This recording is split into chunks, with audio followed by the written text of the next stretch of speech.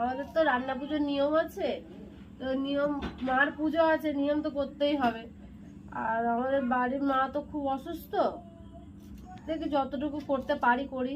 আমার সোনুও তো খুব ছোট, ও যদি একবার দুষ্টুমি শুরু করে তো বাড়ি শুধু সব এক জায়গায় করে দেবে।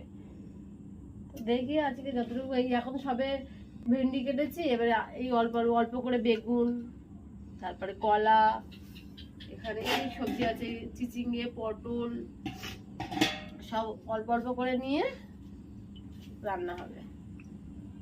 রান্না পুজোর নিয়ম তো, তাই রান্না পুজো করতে হয়। মিঠু কত দূর হলো?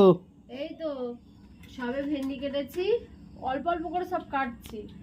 জানো তো বন্ধুরা, আমাদের বাড়ি পুজো আছে, রান্না পুজো, তো আমাদের মা অনেকটা অসুস্থ, মা পাচ্ছে না করতে, তা আমি একা একা এইগুলো কাটছি, দেখছি যতটুকু পারি একা একা করে। মা সারা দুপুর ভরে একটু একটু করে হচ্ছে আমার সাহায্য করেছে, আর এখন মা পাচ্ছে না, মাকে ওই জন্য মা ঘরে একটু হালকা হালকা টুকটাক কাজ করছে, সোনুকে নিয়ে আছে।